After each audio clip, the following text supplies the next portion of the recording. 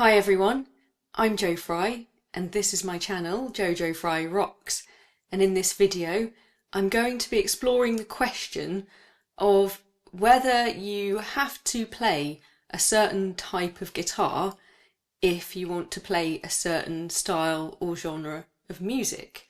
And this is a question that I've thought quite a lot about over the years, and I've been thinking a lot more about recently actually, because nowadays there are so many ways that we can process the sound of a guitar that I'm starting to think that you can almost use any guitar that you want to play any style of music, because when you think about the different options that we have now in terms of modelling amps or multi-effects units, and all the different kind of recording techniques that we've got now, but even for playing live, you know, all kinds of pedals, as I say, all kinds of like digital modelling amps, we can process that sound and make it into anything that we want, more or less.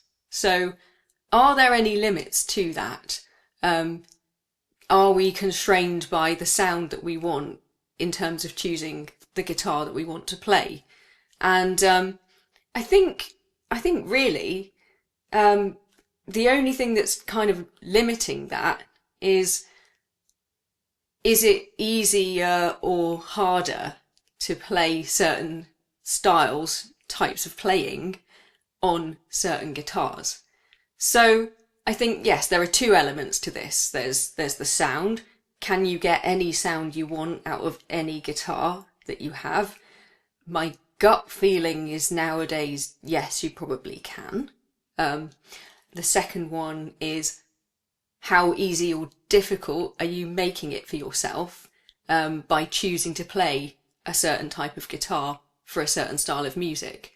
So the two guitars in my particular collection that spring to mind for this particular experiment are two guitars that I feel are quite opposite from each other.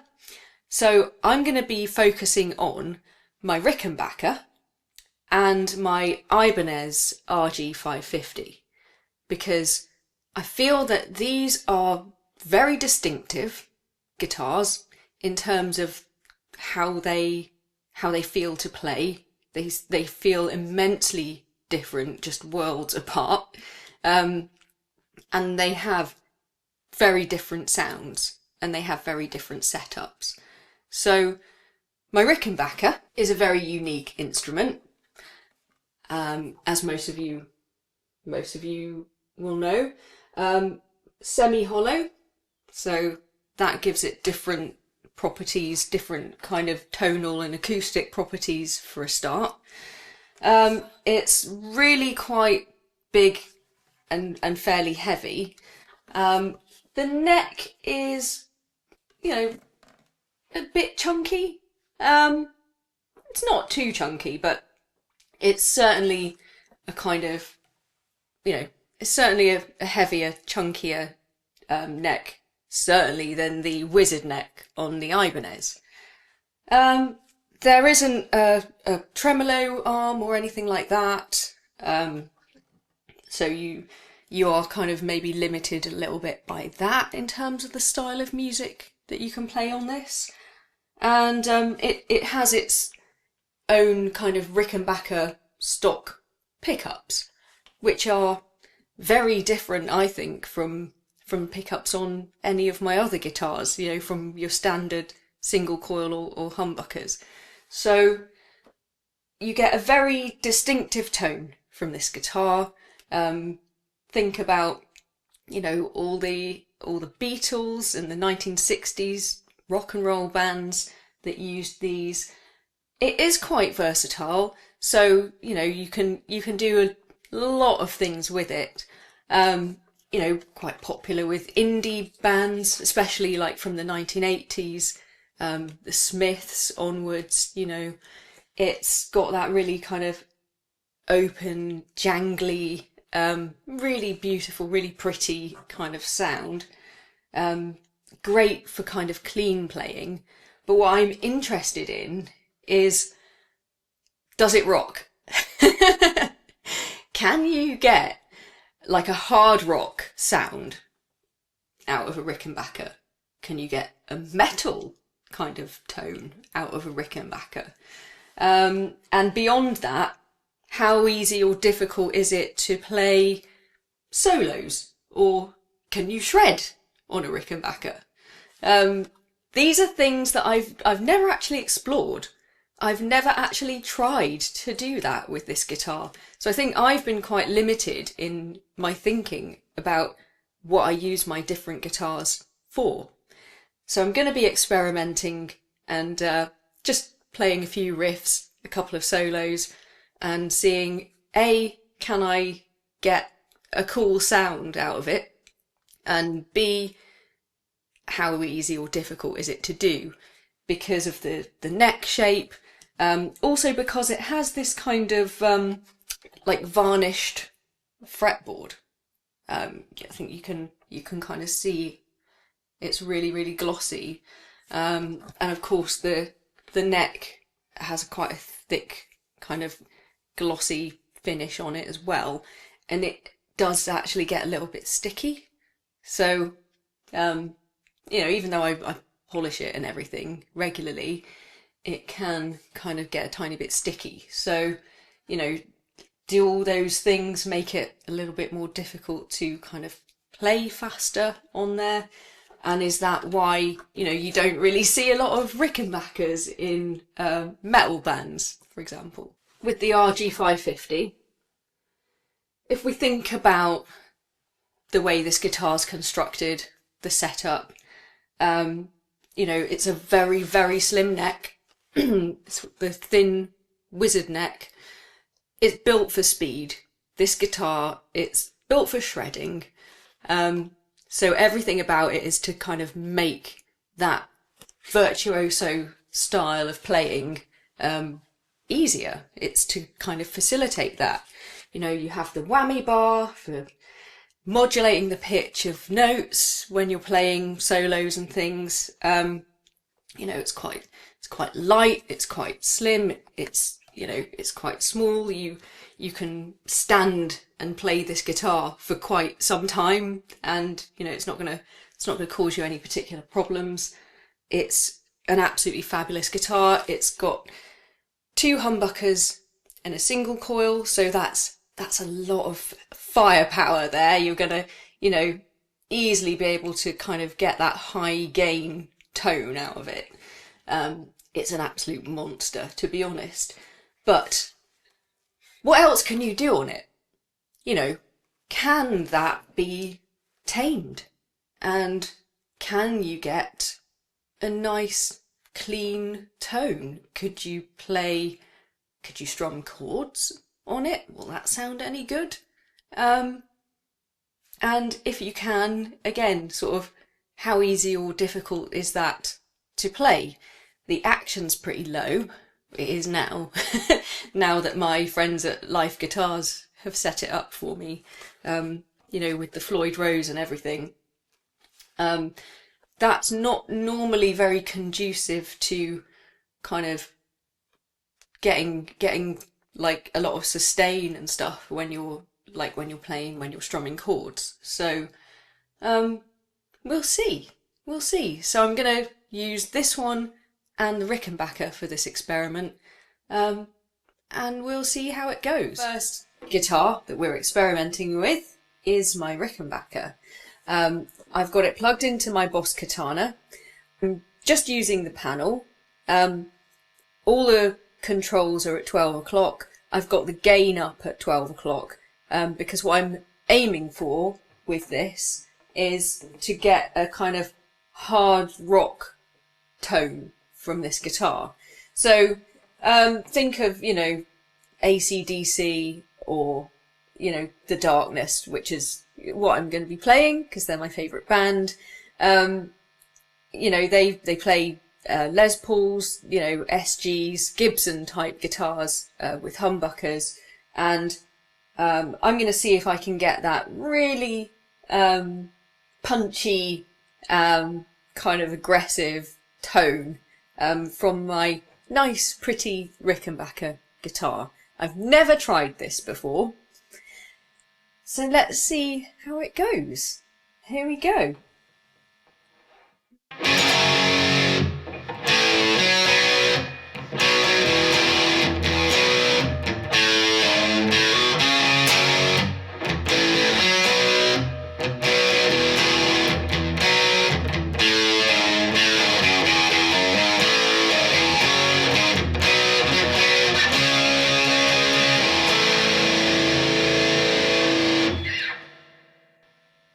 Pretty cool. That sounded absolutely awesome in the room anyway.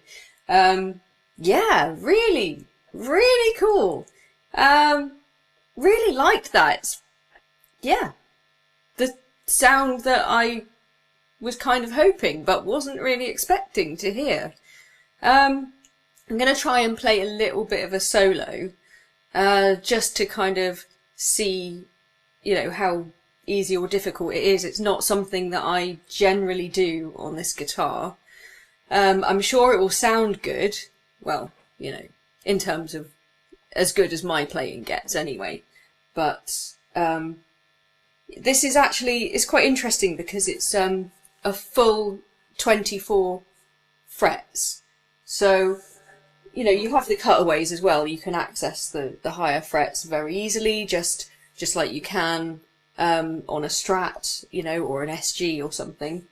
So it obviously does allow you to do that, but the kind of frets are very small, which kind of makes the distance that you have to cover a bit, you know, a bit more, and the longer scale length, I think makes it maybe a little bit more difficult for me anyway. So this is the kind of stuff that I'm used to playing on my PRS, which only has 22 frets, and so I feel like that's a little bit easier. But anyway, let's try a little bit of the first solo, see how we get on.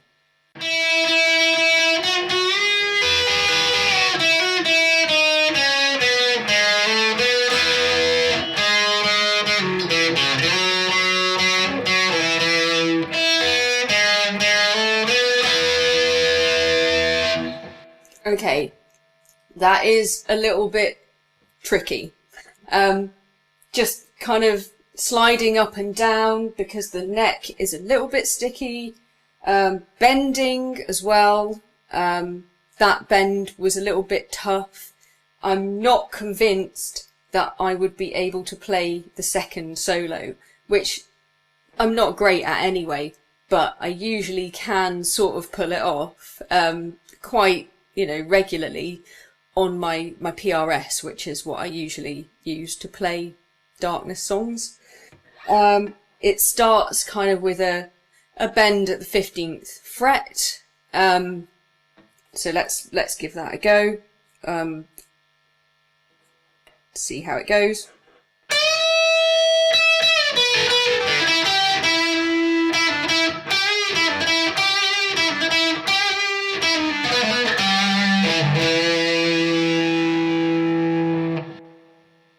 Okay, that wasn't too bad, wasn't too difficult, but that's just like a little pentatonic run starting with a bend. You don't have too much distance to cover there. But I think that sounded okay, and it was relatively easy to play. I think it sounded quite good actually. The next bit is a kind of tapping thing, which again, I'm not so convinced that I'm going to be easily able to play, not as easily as I usually can on the PRS.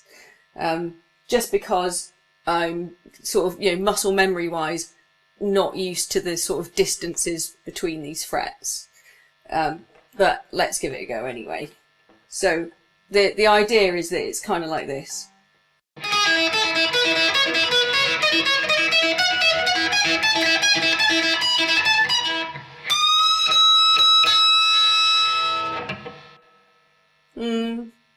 I'm not sure. That was quite hard, quite tricky. And yeah, I think it is just because I'm not really kind of used to doing that on this guitar. The bend at the end was quite difficult. I've got quite a heavy gauge set of strings on this guitar. Well, actually they're hybrid, so they're top light, bottom heavy, which is what I have on my PRS as well. But I feel like on this guitar, the bend, even though, you know, the top string is a 10, because it's 10 to 52, it still felt stiffer. It felt more difficult. That could be because I don't play this guitar as much, so possibly there's a bit less give in the strings. I don't do a lot of bending when I play stuff on this guitar. I mostly play chords, so it could be because of that. But I think it does also have something to do with the kind of lacquered fretboard, just making it a little bit sticky, I think. So I think there is that, but it can be done. You know, I think the sound-wise, tone-wise, is pretty good. It sounds really epic. It really rocks, actually. I thought I'd also try a riff that I usually play on the RG550, which is Ain't Talking About Love by Van Halen, and see how that sounds, because kind of an integral part of that riff is the use of the whammy bar. So I think that might impede things a little bit, but let's see.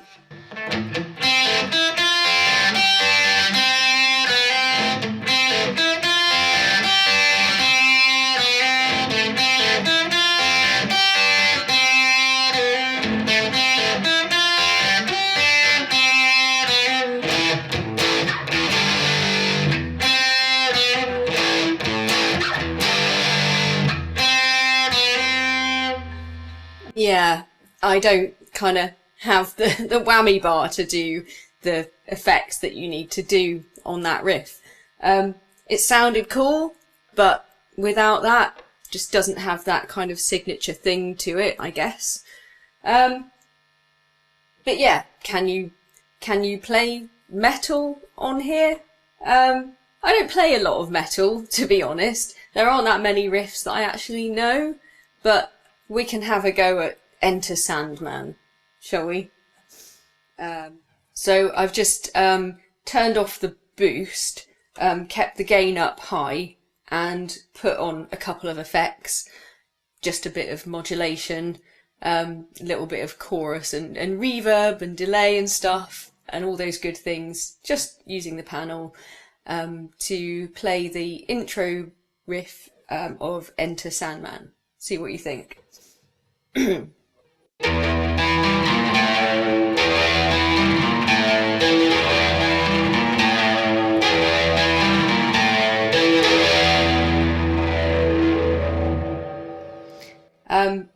I think that sounds really good. I think particularly because I've got the hybrid strings on here, so any riff where you need to play something kind of heavy on the bass strings, that's actually super easy with these strings on, and actually sounds pretty good.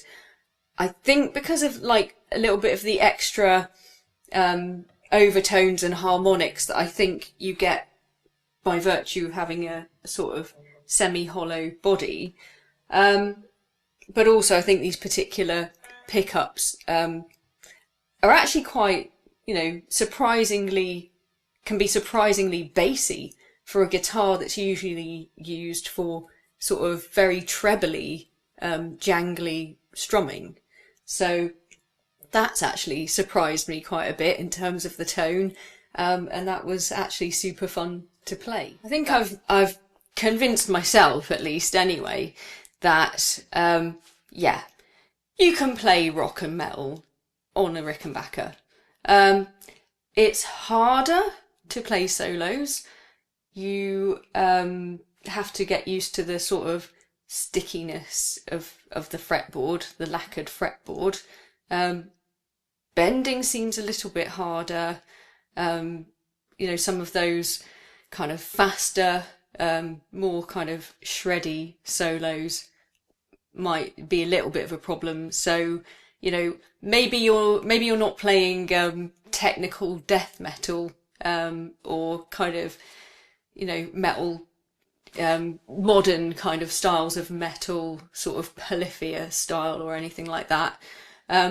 Mind you, I wouldn't play that anyway on any of my guitars, so that doesn't kind of bother me. But just in the sense of, you know, how versatile the Rickenbacker is, there's much more to it, way more to it than I had actually ever imagined or used it for. So that's been super interesting for me. The next thing I'm going to try is kind of the opposite thing with my RG550, and see what kind of nice, clean tones we can get out of it, and whether you can just kind of use it for some nice strumming. I'm not so convinced about this one. I don't think we're going to be able to kind of get anything that would compete with the Rickenbacker in terms of the beautiful, sparkly, clean tones that that you can get from that particular guitar. So maybe that's a bit of an unfair comparison, but just, you know, if I only had the RG550 was my only electric guitar, would I be able to do, you know, would I be able to play some of the songs that I usually play? So let's have a go and find out. Here I have my RG550, and again I'm doing something that I've never done with this guitar, trying to just play it on the clean channel. I've kind of set a few things that I think might help to get a cleaner, clearer tone. So I've kind of kept the gain down quite low. I've also pushed the treble up, so that's kind of like 3/4 of the way. So I've kind of given it a quarter turn from 12 o'clock. I've backed off the bass. I've kept the middle at 12 o'clock because I think we need to kind of keep the mids where they are. Put on a shed load of reverb, a little bit of delay, but nothing else. So no boost, which would be, you know, the kind of overdrive type pedals that you might use. Taken all of that off, and I'm gonna start off on the bridge pickup. So that is the hottest pickup, it is the most powerful one, but I think for clean playing, you know, usually you'd use like the neck or the neck and middle pickups, like traditionally if you were playing a Strat or something, but they are, you know, they have two single coils in those positions. So I think kind of the neck and middle might be a bit too dark and not quite clear enough on this guitar. So I'm going to start using the bridge pickup and see what it sounds like. So I'm going to play something that I would, you know, probably usually play on my Rickenbacker, which is Tonight by the Smashing Pumpkins.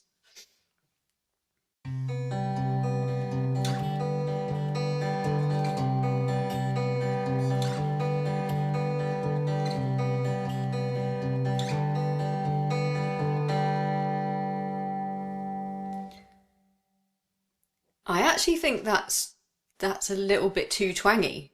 Even though it does sound twangy when I play it on the Rickenbacker, there's also a different kind of quality. So I'm going to kind of back that off a little bit and just switch the pickups that I'm using. So I'm going to add in the middle pickup.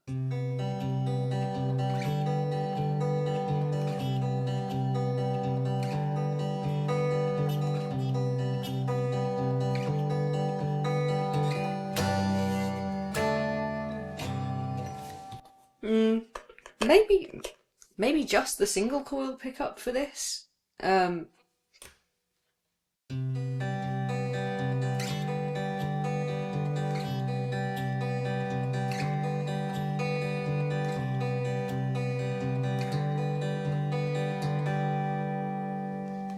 yeah, I think that's quite nice.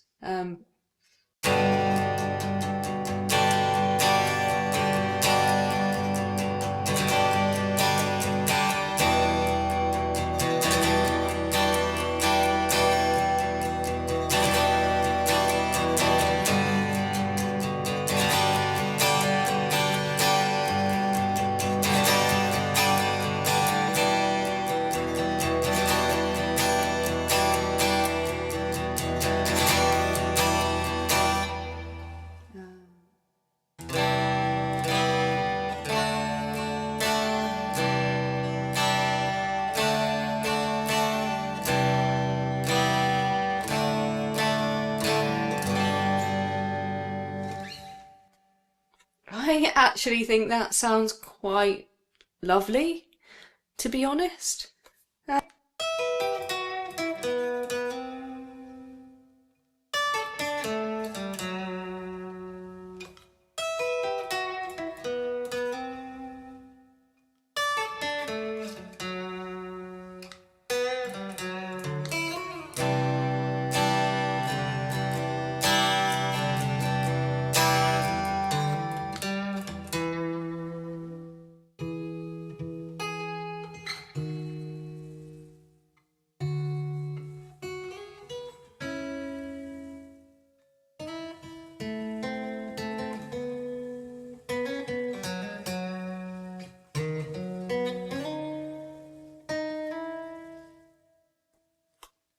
Yeah, nice.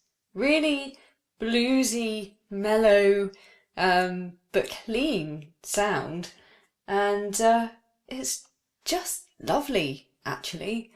I probably could just put the volume up a little bit or put on, I don't know, a little bit of boost or something, you know, use one of those kind of like blues driver pedals that I've got in the Katana, and that I think would help to kind of boost the sustain a little bit on some of those notes, but it's, I think, nothing that I couldn't fix using an effect or a patch or, you know, any of the features of my amp. So yeah, it's been really interesting, and it's really sort of broken me out of the little box of thinking that, you know, these particular guitars are only good for playing a particular style of music or a particular type of guitar playing. So yeah, it'd be interesting to hear from you in the comments, as always. Do you have any preconceptions about this stuff? Do you think that metal should only be played on, you know, an ESP or a Les Paul or a Flying V or something? Or do you think that's nonsense and you've always just thought you can use whatever your favourite guitar is to play your favourite style of music? It'd be great to hear from you. Do let me know. And if you enjoyed this video, check out my Amps and Gear playlist for more of this kind of thing. There is a video in there about GAS, Gear Acquisition Syndrome, and it's kind of about how you can use the gear that you've already got to get more of a range of sounds out of the guitars that you've already got. So yeah, thanks for watching and see you next time.